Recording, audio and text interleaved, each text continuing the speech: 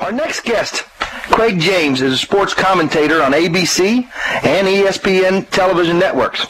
Prior to becoming a sportscaster, James was a professional football player for the New England Patriots. Last December, he announced he would run for the U.S. Senate seat here in Texas as a Republican in 2012. And so, Craig James, welcome to the George Jarkesy Show. Hey, guys. Thanks for having me. I appreciate it. So, what makes, you've had an incredible life, right? You've played football, you have, been a sports commentator. College game day, what more do you want? And then you decide to go into politics. What makes a person do that? I mean, you could have gone fishing, what was that move? I mean, I understand it. I should be fishing myself, but I kind of feel like we're at a war. But what made you do it? Well, I kind of hit a point where I was fed up with what was happening in Washington. And people know me in my public life of ESPN and playing in the NFL and all that. But what they don't know is that I've been involved for 30 years starting businesses and having jobs and people that I'm responsible for. And I am absolutely fed up with what Washington is doing. It's taking away from the country that gave me, an apartment boy who had nothing growing up, very humble means, a chance to go out and experience things in life, risk, reward, and be rewarded if I'm right and wrong if I'm wrong. We have a segment on here on the George Jarkesy Show Monday called Entrepreneurial Warriors. And I know you're a regular listener of George Jarkesy's, but this is for the people that are just joining us. The Entrepreneurial Warrior program is all about these men served us in the military, and then they came home and did it again by building businesses, just like you did. And the fact that small business people know how to make a payroll separates them from a lot of the people that have spent their life in Washington and have never made a payroll or have never built a business or have never sweated out, will I get the order, etc. I didn't know that about you, that you had built small businesses, and it's like, no offense, just elevated the game. It just elevated my opinion of you to a much higher level. Well, George, let me tell you kind of what I've done. I had one business where I started it, and it was a production company. I had a broadcasting school training many of the men and women who are now on television in their career. I then became a content provider. I had this guy named Mark Cuban call me in 1995, and he had said, "Man, I got this thing called AudioNet, CJ. I want you to come by and look at it." Well, he was looking for content. I was looking for distribution. Long story short, I went through negotiations for months with a guy. Mark was offering me 10%. I wanted 50% of AudioNet. We couldn't come to an agreement, but I had it right there at the doorstep.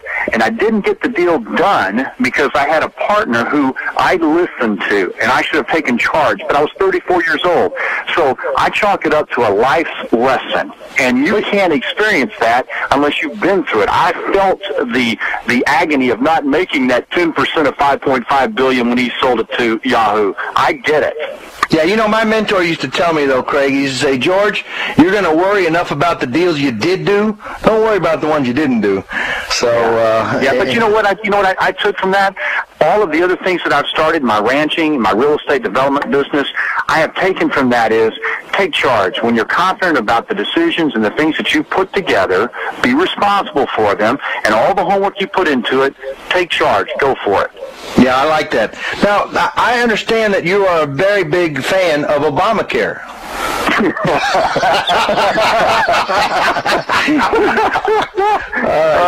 Thoughts on Obamacare, really? Oh my goodness! Hey, you know what?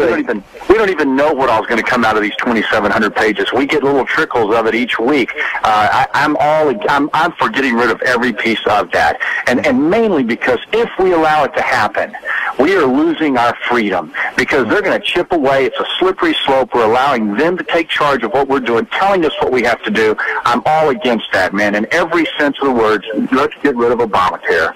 Now, what about federal spending? I know that one of your things that you're really pushing on is cutting federal spending. Where do you think that the sort of the first cuts need to be, or what do you want to see happen? EPA, Department of Education. There are a number of places where we can get rid of wasteful spending, redundant spending, idiotic spending. For me, I'm passionate about education. Obama, in this last budget he put together a week ago, if you guys watched it, $70 billion was added to the Department of Education. Instead of getting rid of a system that's failing our kids, he adds more money to it. So I think the Department of Common Sense needs to be added, and we need to get rid of a lot of other departments that are getting in our way. As a business person, you guys know this, we spend $1.7 trillion a year adhering to federal regulations. That's hard on small businesses. Yeah, and it says 12% of our GDP. If you don't think that's a tax, you know, I mean, it's a tremendous amount. And, you know, under Obama, we've seen through our businesses that we're involved with, regulatory expenses really climb. And it's not just one business. I've seen it in a number of businesses that we've invested in that have climbed over that period. So it's a lot of people think that that's not the case, but it really is real time what's going on there. Now, let me ask you another question. What is, when you looked at running here in Texas, what was your thought as far as coming out? I mean, you know, you're going from a private life to a public life for a big state. You know, sort of where were you? You know, what were you thinking when you did that? I mean, do you have to leave behind your ESPN and your life that you did before? I mean, you can't do both lives. No, I had to resign from ESPN, and I also sold my business interest in my ranching and my real estate. That hurt me more, quite honestly, than it did ESPN. But man, I'm telling you guys, I feel so called and led to do this. I've never been as passionate about anything in my life as I am about this. And people say, well, what have you done? You haven't been a politician. If you're a politician, you're ill-equipped to handle the challenge we have right now in this country. We can't send more politicians. We can't send another attorney. We've had all the attorneys we can look at in the room. Let them stay in a courthouse and do their job.